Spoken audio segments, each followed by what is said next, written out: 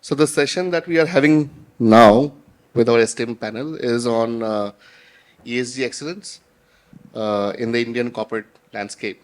Now, to set a little bit of context, so far, how we have been seeing ESG into as a whole gambit as a part of the corporate strategy has been version one, where companies have been mostly looking into reporting, disclosures, a lot of manual work in collecting data, trying to figure out different kind of standards, trying to figure out different kind of ratings and assessments.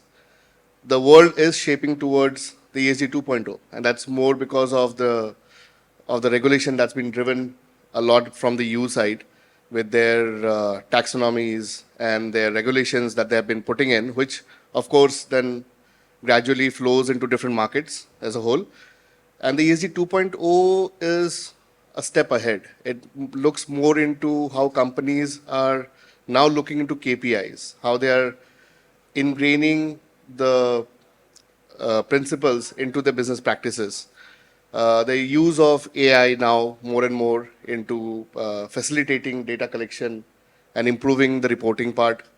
Also ensuring that companies are not taking ESG just as a compliance, but are also looking into as a very crucial lever for their own growth and also for the main picture, which is sustainability, which is basically to ensure that the earth that we live in is sustainable not only for us but also for the future generation, which is the key ask and which is the key agenda of driving the entire ESG and the sustainability landscape into the market of different markets.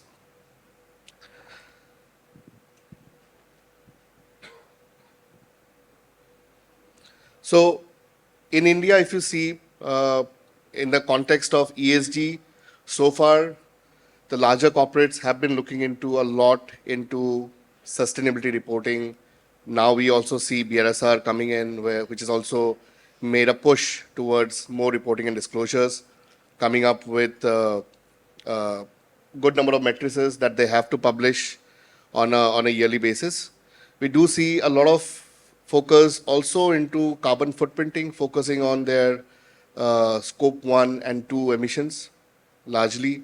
A little bit of focus, although always has been there in the Indian corporate landscape in terms of health and safety, which I think is one of the most ingrained topic that I've seen across any company that you go around, because it's something very important for a company and also because it relates to human life.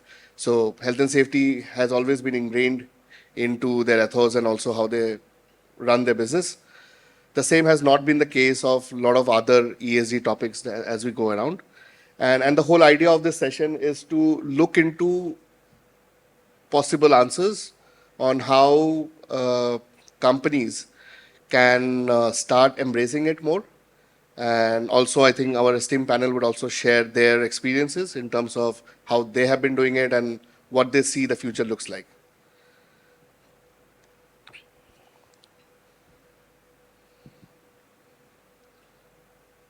So I think my first question would be to Nandini, because you're sitting across, so I think it's easier for me. And I'll start with, again, on the topic of ESG 2.0, right? So we do see that there's a shift going on. Corporates are now talking more and more on, at least to some extent, on the different indices, matrices, right? And that is something that is driving their decision making as well. And that's something that's been happening globally, right? So my question to you would be that how do you think the Indian corporate can move from mere ESG compliance into embedding sustainability into the core business strategies? Thanks, Arnab. I think before I dive into the question, a big congratulations to Duns and Bradstreet to organize such a fantastic and a very timely event, which is really sort of grappling and delving deeper into topics that are very pertinent now. And perhaps also, I can't help but observe that we are all sort of dressed in black, and this is not by design. I'm maybe adding a little bit of a sparkle here, but yeah, no. You're absolutely right. I think we're seeing a very natural and a very palpable sort of a shift amongst the businesses and the ones who've sort of been, on the path of embracing responsibility and sustainability. See very tangible merits in sort of evolving, from compliance to actually seeing that this is beneficial for them, in terms of really cost optimizations, efficiencies, in terms of risk mitigation, in terms of really goodwill that they're able to garner. So yes, I think this is something that we are seeing, and I think the question that you actually posed, given that I've been a part of some of these discussions, I see that in the current context, this is an often asked question. This whole ESG2, discourse is picking up. And like I said, that there is that shift that we are seeing emerging amongst the more maturer and the more advanced businesses. Now, your question is, how do we sort of get the others to join the chorus, or sort of the others to jump onto the bandwagon? And for that, I have a one-word answer, which is the NGRBC, the National Guidelines on Responsible Business Conduct. But I'd like to sort of expound on this a little bit more.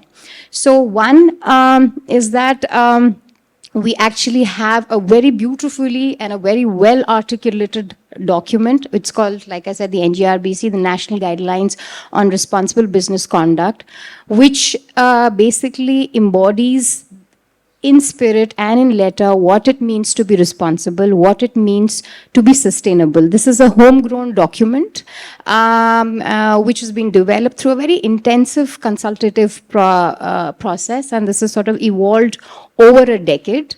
And this is basically a set of 9 principles, set of 9 tenets that should ideally guide and steer an organization in making decisions, in sort of ensuring that you have the right sort of culture in your organization, the right tone and tenor, the right sort of operations, mechanisms, processes, established within the organization.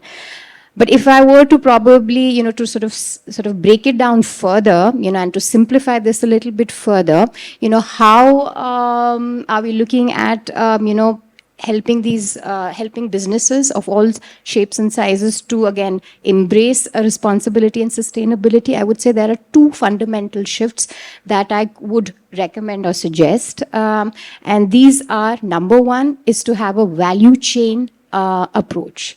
What does that mean? That means that every company, every business should understand what their value chain is. And I here mean both upstream and downstream.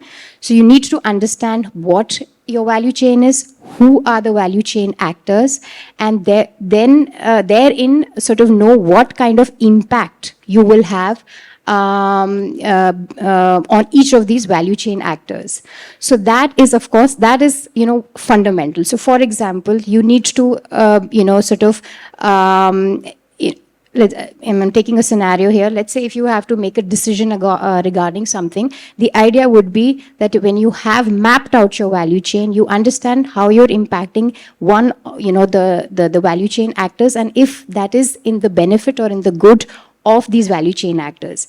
And strategies will therefore then emanate from how you're impacting your value chain actors, and if it is not just good for businesses, but it makes sense for the entire value chain.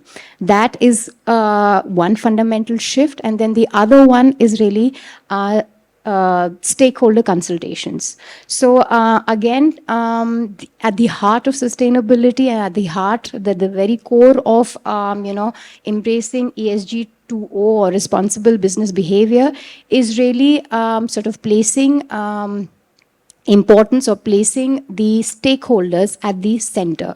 So whenever decisions or whenever strategies are drawn out, it would be imperative that there is a bottom-up approach, which means that the stakeholders who will get impacted, who are at the sort of the receiving end or who will be in any which way affected by the decisions, their sort of views need to be taken into account.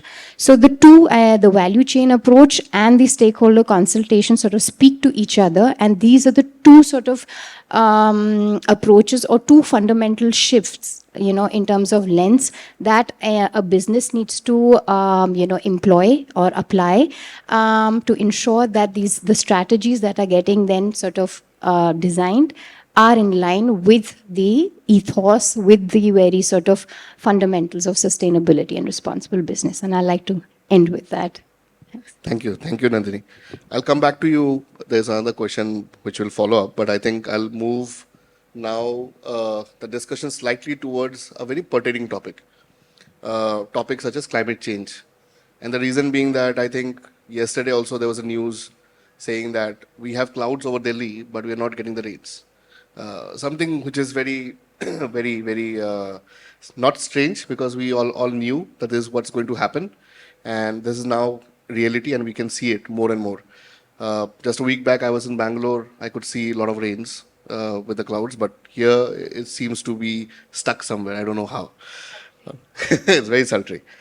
So, Sandeep ji, for you, I think there's a recent stat which says that India now holds the 6th position in terms of corporate climate action, which means that almost 127 companies in India have actually participated in SBTI and also set targets, long-term, near-term, right?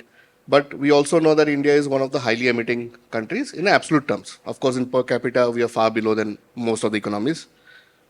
Now, in your consideration, what do you think, first question is on companies should take to progress towards net zero, given that this is where a lot of corporates are moving, and this is also need of the hour.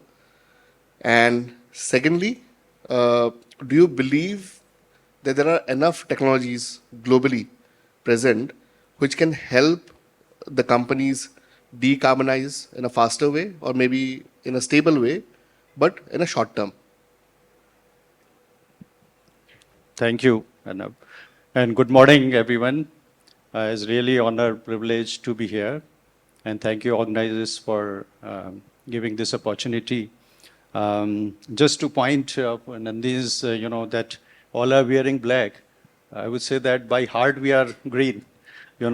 On behalf of everyone, I'm just, saying this, the color of the nature. And this is what we have practiced, I think, all along in our careers.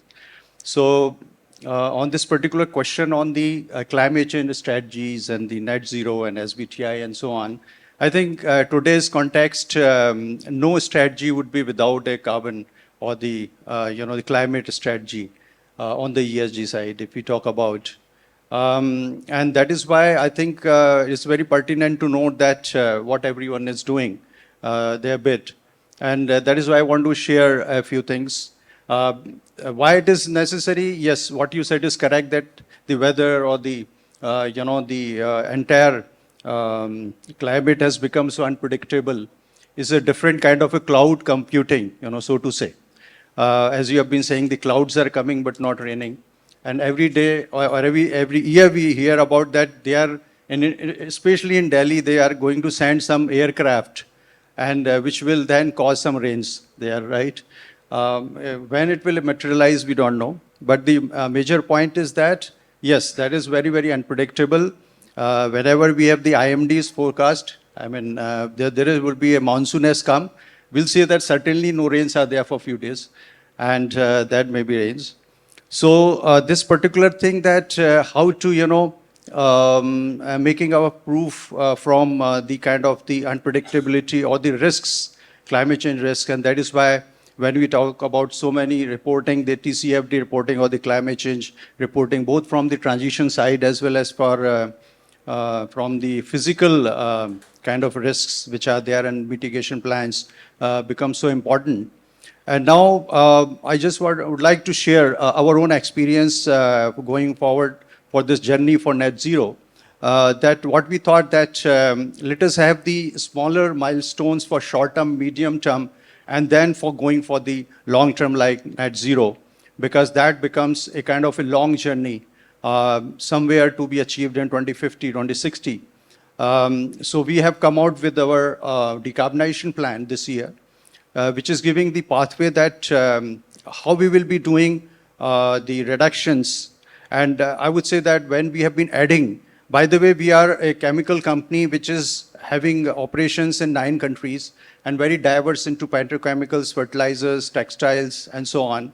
And having good footprints, not as hard to abate kind of, but it's still good footprints. So we have thought of coming out with our own decarbonization roadmap for ourselves.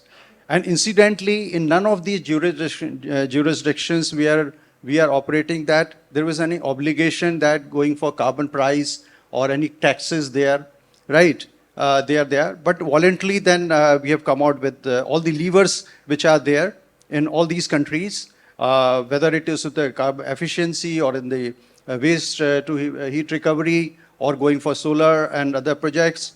And when we have calculated all this, we came out to be that about 20% we can do by 2028 from 21. So in 7 years' time, about 20% reduction.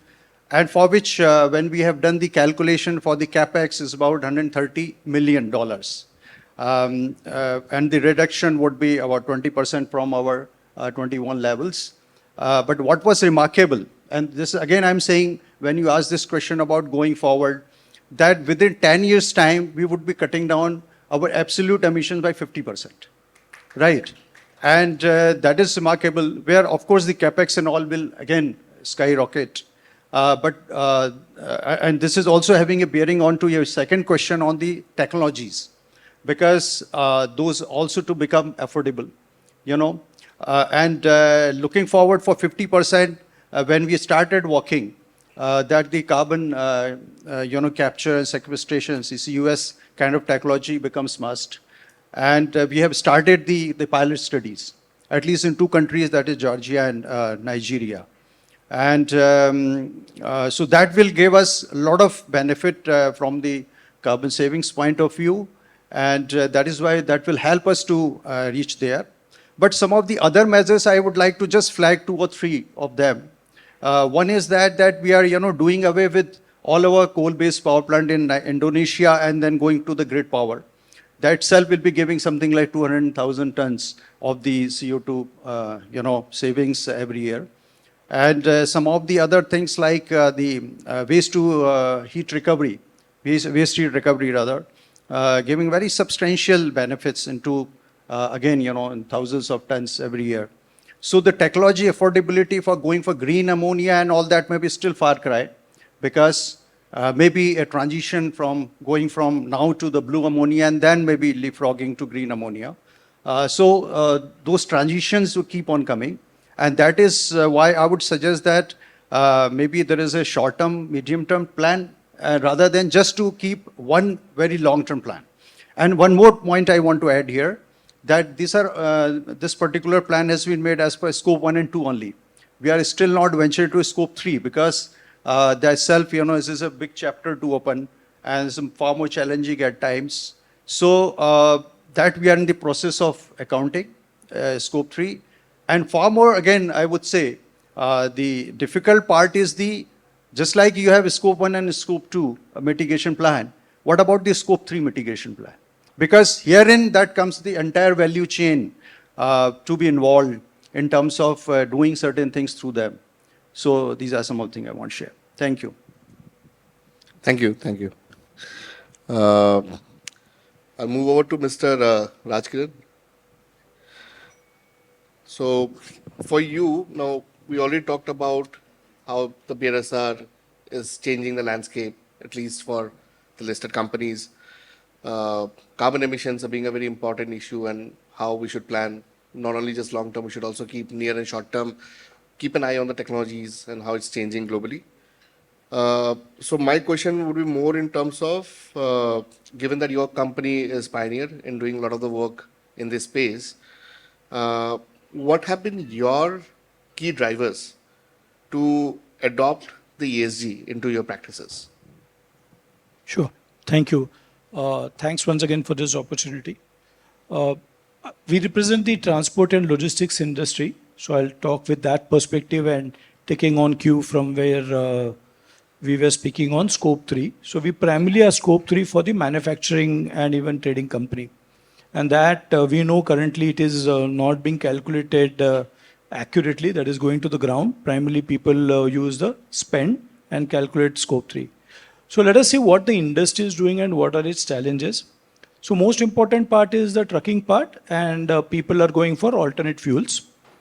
So the major thrust is in CNG, but the only challenge is that the arbitrage on savings is not beyond 18% compared to the ICE engine. In the ICE engine itself, the adoption of BS6 vehicles, India takes reference of Euro. So we leapfrogged, we dropped Euro 5. We merged Euro 4 and Euro 6 to come out with Bharat Stage 6. That itself saves NOx by 40%. So any company who is out here, if they are transitioning even ICE, so sometimes we don't respect legacy. That's been the case when we look at a Gen Z. But the fact that legacy also has a chance to improve by using BS6 vehicles. So in your network, if you start just this change using BS6, that's the first step. CNG, I said. The other part is, of course, LNG and electric vehicles. So I'll come to LNG. That's catching up, but the challenge is the pumps. But Government of India, through its PSUs, is putting up LNG pumps in most of the major metros. LNG again gives you 40% saving, and these are but long-haul vehicles. So typically used for container or a 55-ton vehicle. That is giving 40% saving. The best of the lot is, of course, electric vehicle. The challenge is that an electric vehicle to a ICE is 3 to 4 times. So let me quote a live example. You all know a 1-ton vehicle, a small 1-ton which comes to you, might be your home or your office, gives small parcels of e-commerce or otherwise.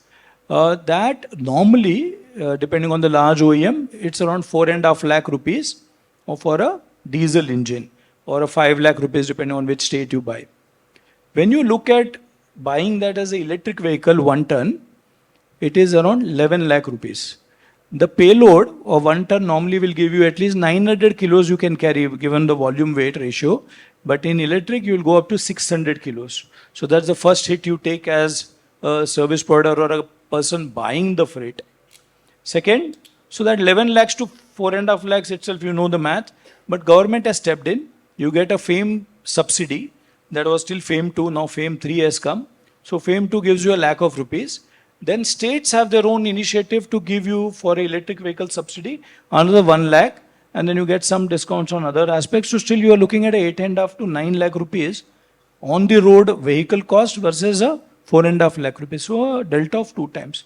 That's the challenge. Now how do I look at my capex and opex investment to offset the GHG emissions? So one of the key aspects is that today GHG or ESG is part of business, and business is ESG is what the mantra is. So unless that happens, this transition for scope 3 is going to be a challenge. Another part is how do we measure it?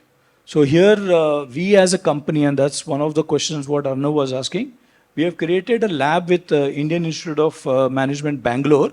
It is the TCI-IMB Sustainability Lab for this industry, and it is doing pioneering work for the T&L industry for the past 2 to 3 years. So much so they have come up with a TEM tool, which is Transport Emission Measurement Tool. This can be used by all your stakeholders in terms of your transport service providers, or even the guys who want to measure scope 3. It is an online tool. It's free of cost. The emission norms are on Indian roads. The biggest challenge also what we are saying in scope 3 is the emission norms for a truck or a car is either DEFRA, which is UK, or it is something to do with GLEC framework in Europe, primarily being promoted by Smart Freight Center based out of Amsterdam. Indian emission norms, in simple terms, an Indian truck, if you look at the tailpipe emissions, who is measuring? Nobody has that answer. This lab has been able to do, and the lab's measurement figures are now with ULIP. If you all know, it is by Government of India, ULIP platform, which is Unified Logistics Interface Platform. They have adopted these emission norms. So one of the key messages is that let's use Indian tools, Indian measurement, not use foreign tools and foreign measurement, not relevant to scope 3 in India. It means you are absolutely chalk and cheese. There's no comparison. But somehow even the big MNCs and the consultants are using the foreign tools and foreign emission norms. So the first request is please go to this lab website, download the temp tool. They also have a carbon accounting measurement tool. And very soon we are hoping that Government of India will mandate at a nationwide. That work is going on into Indianizing the measurement. So that's the second point which we wish to leave the table. That let's Indianize the entire measurement. Thus it becomes more factual. One of the key areas the industry is doing, and the industry is really catching up, is using solar panel roofs for warehousing. So a lot of companies, even TCI has got around 600 kilowatt of solar panel roofs across all its warehouses. So the auxiliary load, which is the lighting load or water, is going to solar power. And in fact, we are feeding back to the grid. So that's one thing which also the industry is adopting. This industry is very proactive, though it's fragmented and you normally we feel that they will not be up to it. Just somebody from the customer side needs to drive. So we believe that a customer drives us, we'll implement. So this is what I would like to leave the thought that this industry is absolutely up to gears as far as adoption is concerned. It needs some amount of direction, some amount of funding and finance tools, and a lot of support from the users to achieve the scope 3 goals. Thank you. Thank you. I think it sounds wonderful. It's needed. I think for a long time in my career, at least, while calculating emissions, we majorly dependent on, at least for the spend-based, etc. DEFRA was the go-to place, and there was one more from the US side. For transportation, I remember we used to use the India GHG program. That's something that WRI and WBCSD, they all started together. And they came up with some numbers, but... Yeah, that's actually a 2015 yes, report. long So in fact, back. that also this lab is changing and presenting, which will be a 2024-25 report. So Great, it's actually up to speed.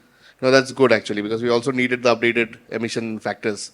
It's 2015 that we were using. No, it's really good. I think we have progressed well in terms of the electricity and its emission factor from the CEA side.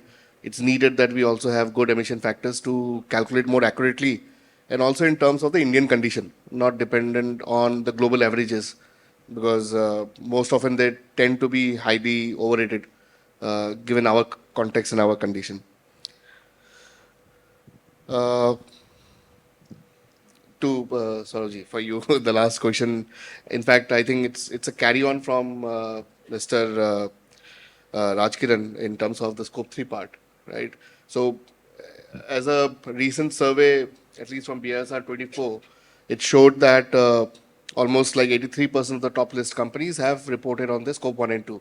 It seems that the Indian corporates are more or less accustomed with the scope 1 and 2 emission reporting, and they're disclosing it in different forums and different, I would say, registries as well.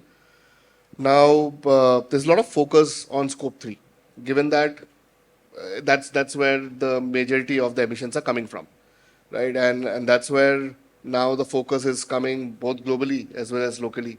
Companies are focusing on it, or the global companies are asking the other companies to start reporting on it. So how do you think, how prepared are the Indian companies, or maybe you can take your context as well, in terms of building strategies beyond scope 1 and 2? Like we have been seeing good strategies, good decarbonization plan on scope 1 and 2. What about scope 3? Yeah, good morning, everybody. So, Arnab, I'll take this a little bit in a larger perspective, because scope 3 will only come in when you start looking at ESG with a different lens, right? And luckily, we are part of the Tata group. And 150 years back, when Jamshedji Tata had formed Tata, the core principle was in a free enterprise, the community is not just a stakeholder, but the very essence for its existence. And I think if you take today's context, that covers the entire aspect of E, S, and G. And frankly, I've worked globally. I have not seen any group organization which takes ESG at a group level. So it's a double-edged sword. It's difficult for people like us who are driving sustainability in a very hard-to-abate sector like construction. But what we have across the group is a very defined Project Alingana concept. And this was by Sir late Ratan Tata in 2018. Long before India took any of its net zero goals, we went out and said that would be net zero by 2045. And that's where the context changes. I just heard from Sir very saying that we are looking at short term, medium term, long term. It's a little bit different for us. And it's irrespective of whether you are a TCS, for you probably it's easier, or it's a Tata Steel or Tata Projects which deal with the hard-to-abate sectors. We ought to have a 2045 target. It's got 3 pillars: decarbonization. No questions asked. I'm part of one of the group level working committees. There is nothing called scope 1, 2, and 3, to be very frank. And I know India is now at this point not ready to be. But if you walk out of the Delhi airport, and you would see one of the Indian major oil companies saying, we are going net zero by 2030 with a small star, and it says scope 1 and 2. If you're an oil company, and if you continue to produce oil, and that's your product, then you're not doing anything else, right? And same with us. 92% of my emissions are scope 3. And it's this challenge with Tata Motors. So you see what Tata Motors is doing. They are trying to get into long haul. And I'm sure Sir is aware that right now our biggest challenge is the long haul area where probably EVs are not the solutions. We are looking at fuel cells. But as far as looking at scope 3, what we are doing is, I think as long as you don't measure, you would never be able to monitor and bring it down. And let that be a template for every Indian company. I know it's going to be extremely difficult. I, sitting today, have very little idea where technologies would be 5 years, 10 years, 15 years down the line to take me to a net zero by 2045.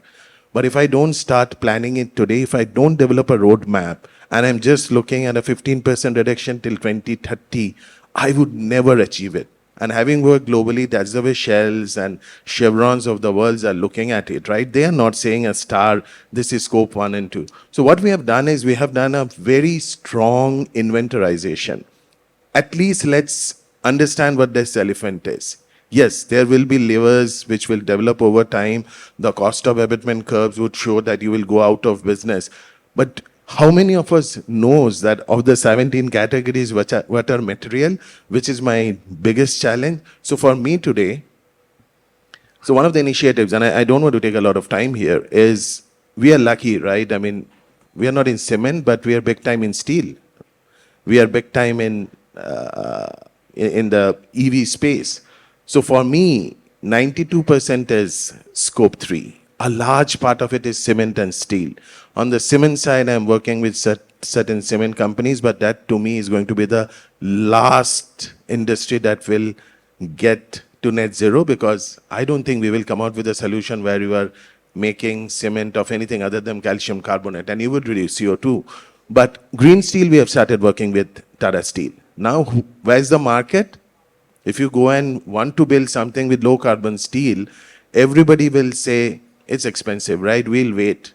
So there, because around 70% of the work that we are doing today is within the group. Luckily, the Tata group is going through, it's one of the biggest capital spends. So that cost is being absorbed by the Tata group companies. And look at our partners. We are getting into areas like semiconductors. We are working with the Airbuses and the Boeings of the world. And the same principles I'm seeing, we are shifting our customer base, moving towards the Microsofts and the Googles. As we are building data centers for them, the acceptance of this low carbon alternatives, which adds cost, is going to come. So in short, I mean, if Sir is willing to talk to us, I think we would be the first adapters to look at fuel cell-based heavy haul equipment. Somebody has to take the cost. At least we are ready to take part of it, and rest should come from regulations and subsidies. Thanks. Thank you, Dad. I think it's really wonderful to always know what Tata and the group companies are doing. I think I have just one last question, and I think I'll come back to Nandini, to you. And so because we talked about ESG 2.0, so to end the discussion again on 2.0, we have seen the European CSRD, how it has evolved, like from the NFRD, right, which was the non-financial reporting directive, and they have now moved to CSRD, which is the corporate sustainability reporting directive. Now, the CSRD is an evolved version of NFRD, given that it moved from mere disclosures to more matrices and KPIs. BRSR to some extent already has a lot of KPIs and also matrices. So it's a very exhaustive list that we cover, irrespective of whether any of the area is material to the company or not. I think that's one area that really should be looked into, the materiality part, which we are not covering in BRSR. We are reporting irrespective of whether it's an important area for me to look into or not, or maybe I'm missing out on one of the important areas. So that's one. The second is we're not capturing enough of the future in these aspects. Like we're not looking into what the company plans to do, right? So we're talking about their emissions, the carbon intensity. Where do they want to go? I think that's something would be very insightful, not only for the government, but also insightful for the rest of the companies to know what their strategies and plan are. So do you think there's a need for a BSR 2.0 as early as now?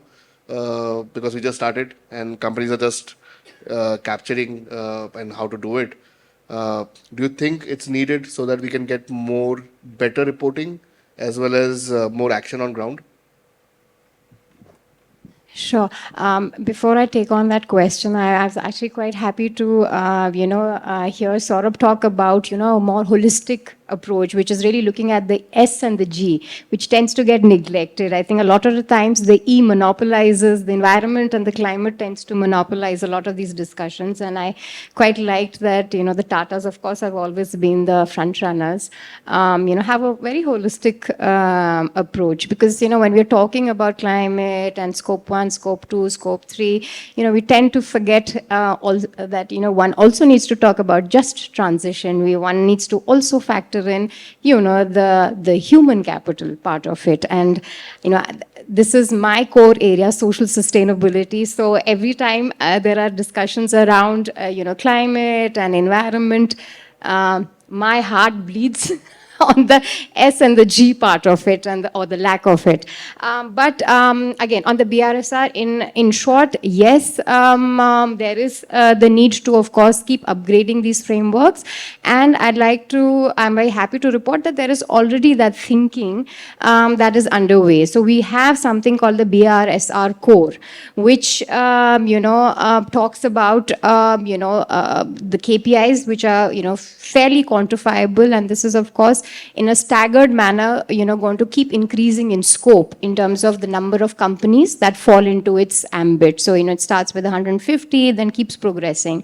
And I think the thought behind it was exactly what you said, that there is a need to build in a little more consistency, in the kind of data one is receiving. The BRSR core talks about reasonable assurance, not limited assurance, reasonable assurance, which is one step ahead of limited assurance. So that sort of takes care of the quality aspects of it. Then, of course, with those 9 KPIs defined, you have some amount of comparability that can be, taken into account. So that kind of helps, build up the healthy competition, or sort of help companies to benchmark themselves against one another, or against the more progressive or the more sort of advanced companies, and see how they then, fare against them. So yes, the BRSR core, like I said, is already something that's in place. I think what's also in place is talks around BRSR Lite, which is meant for the MSMEs. So I think it's rather unfair to, apply the same lens, for an MSME versus a big established conglomerate. So the idea is to be able to then have a very nuanced approach, in the way we capture our data, and in the way we are then incentivizing businesses rather than overburdening them or sort of adding on to their costs. So BRSR Lite is, something that in the coming years we will see help sort of the smaller enterprises, which really are the backbone of India, come onto the playing field, so to say. Then I think what's also useful, I think, is really having sector supplements. So I think in terms of really capturing data points, it's important, the BRSR, and there is again some amount of thinking that's gone into this. The BRSR disclosure format has a very exhaustive and a comprehensive list of questions that it requires companies to disclose on. But the idea is to be able to sort of bring in those nuances through sector supplements. I mean, there would be particular industries that would need more KPIs or more disclosures on certain aspects. So the idea is then to be able to come out with supplements. These would, of course, be additional questions or sort of a different set of questions that could be asked depending on what industry the business belongs to. I also feel that at the moment BRSR is very limited in its applicability. A lot of the times it's probably the investors that are picking it up, or research institutions that are picking it up to probably draw insights and maybe make those comparisons. I think for this, because at the end of the day, any tool or any format is as good as its uptake. So I think the idea would also be, if you're looking at, again, improving the quality, the consistency, the idea is then that it should be owned by a larger set of stakeholders and not just be limited to investors. So here, how do we capture data that would be relevant for even, let's say, CSOs, grassroots organizations or end users like you and I, and sort of then be able to hold businesses accountable. So I'll probably leave it at that. These are, of course, broad level, approaches, strategies that one could look forward to be able to then, of course, bring out a lot more or sort of extract a lot more from the existing BRSR format. Thank you. Thank you, Nandini. So I think we're towards the end of the panel discussion. So I'll open the floor to the audience. If there's any question from anyone, please raise your hand. Yeah. There's one there.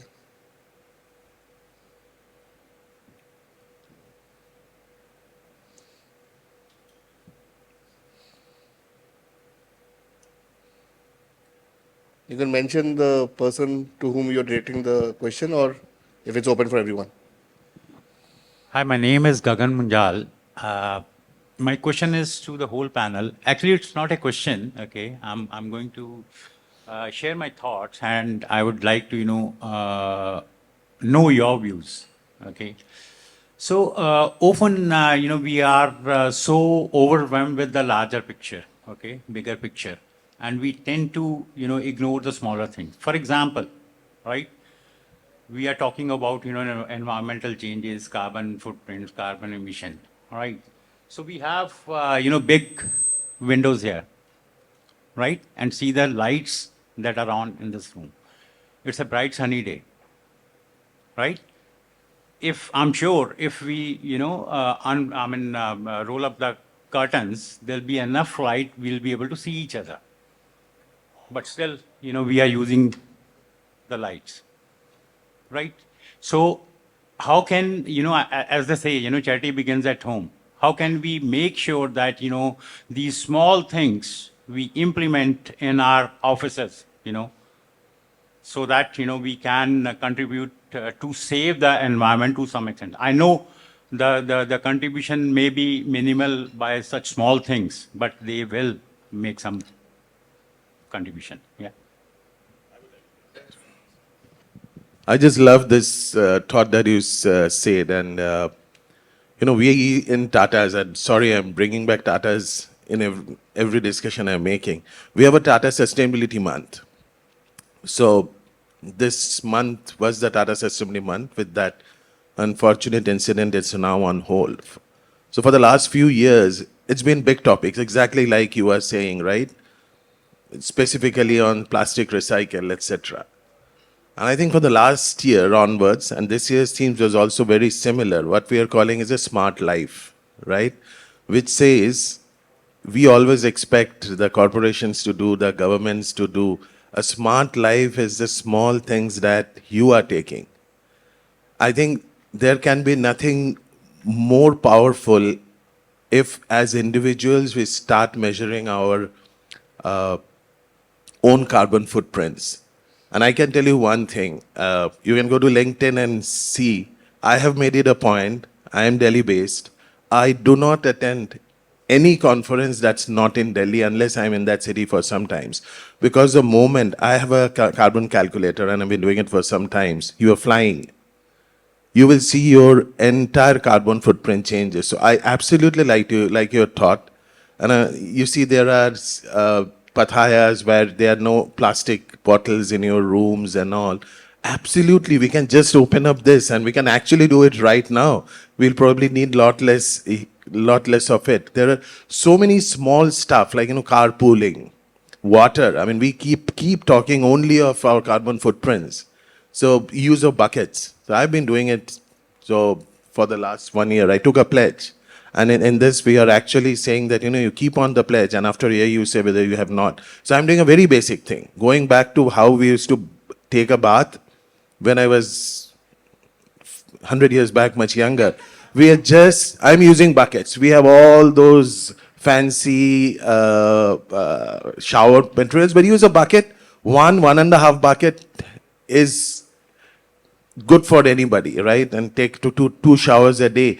If you are using showers, you're actually using up to 8 buckets of water. So absolutely with you, individually, we should take up one small thing, whatever you are passionate with, right? And just go. And it not necessarily has to be E, can be around social, right?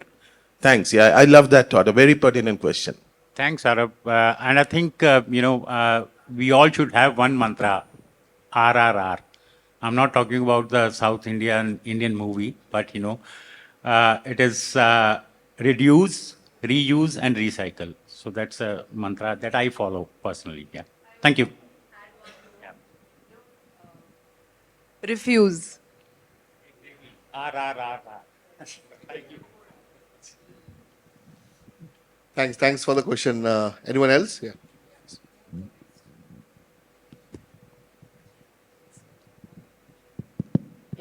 Hi, I'm Indu Anand from Lubrizol. I'm the Chief Public Affairs and Sustainability Officer. But my question here is a very personal question as a citizen to Dr. Rajkiran. Recently, about 2 days back, we saw in the newspaper the vehicle scrappage policy, and the fuels are not going to be given to vehicles, end of use vehicles from end of month or something like that. And there are a lot of individuals who have represented saying that their vehicles have not run the kilometers that is needed to have that pollution norms. They are much, much below those pollution norms. And yet we are insisting that they should scrap their vehicles. And look at the amount of waste of energy, waste that is produced from the scrappage. So what is government trying to think about it? Or is there a thought about it? Because it's a genuine question by a lot of individual users. And scrapping is not, it's producing so much of waste. So should there be an evaluation or a fitness certificate that should be given? So this is just a question as a common citizen of Delhi. Thank you. So on the scrappage policy, there's of course something for passenger vehicles and there's for commercial vehicles. The real pollutant in the house is a commercial vehicle, because that's what emits around 14% of the GHG emission, the last number which was done. Government has come up with the policy, but it's difficult to implement. They are yet to find out the right scrapping centers, and those itself has to be green, as you rightly pointed out. If you are creating waste, is the waste being recycled, reused, what we just spoke. So that's something which government has a very good intent, and that's coming in place. It will take time and its versions. So you're looking at that, can I scrap a commercial vehicle in 15 years? Because end of the day, cities like Delhi are getting polluted if you bring in a diesel vehicle. The challenge is our economic strata in the entire country. Today, any vehicle goes through nearly 2.5 times the life cycle of its built. So what happens is that large corporates like us will sort of de-roster or amortize it on our books for 8 years, because in the 8th year or between 5 to 8 years is where you start making money on the fleet, but the engine starts giving up, it starts polluting more, and that's when you sell it off. So we will sell it off to somebody, or somebody else will take it. He'll refurbish it, redo the engine, and again run it for 7, 8 years. So that's how the policy has come up with a life cycle of 15 years, is what they're trying to say. But the commercial or economic value is still on the table. So thus it goes for the third life cycle, which is the tertiary, which is another 15 to 18 odd years. The challenge is, are the users ready to say that when a truck enters any factory, I'm going to put a stamp that the RC is not beyond 15 years. That's the challenge. Whereas in Delhi, in passenger vehicles, we have said we will not allow those vehicles. In the small commercial vehicles, we said we'll only use CNG or alternate fuel. Now these policies have to come at state level. Of course, center is doing that. So in terms of this question, it's a conundrum where we see the economic value and where we see the impact on climate. So it is a fine line we have to tread. Government is trying, it will take time. What we will have to do, as I think just now Sourabh also was mentioning, is that what are we doing? So the industry has to tell that I'm not going to take a vehicle inside my plant, whether a passenger or a commercial vehicle, beyond 15 years. Societies should do, where all we stay. Can we say that I'm not going to take a vehicle which is beyond 15 years? If we do that, automatically this builds up. But for now, the economic consideration outweighs the environmental impact. So that's the real challenge out in the field.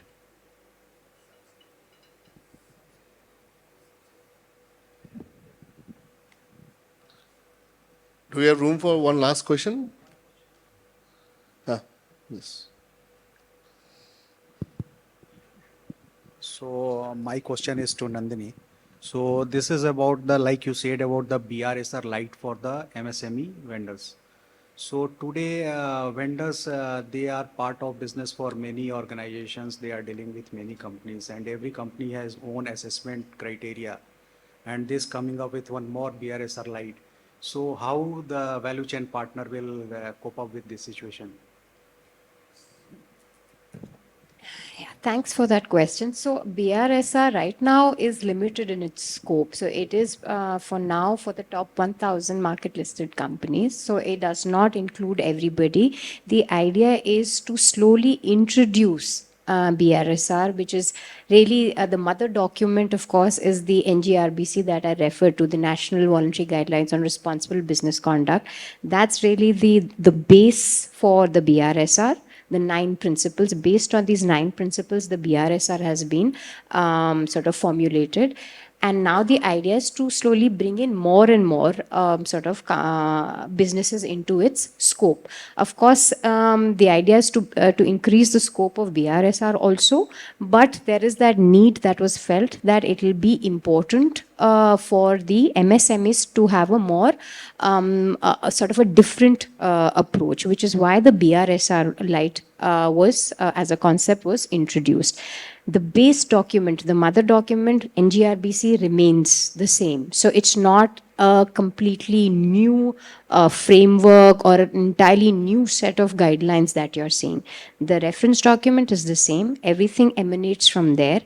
Only thing is for the MSMEs, the idea is to sort of make it a little more simpler so that they get introduced into the top, to the concept, and then kind of build on that capacity. So it's not so much to kind of introduce different templates. In fact, it's just the opposite, because you're absolutely right. Today there is a fatigue amongst businesses because they have to cater to 100 different templates. I remember interviewing one business, I think it was from the tea sector, where the person said that at this moment, in the current sort of year, he has about 165 or some sort of different templates that person needs to sort of take care of in terms of data sets.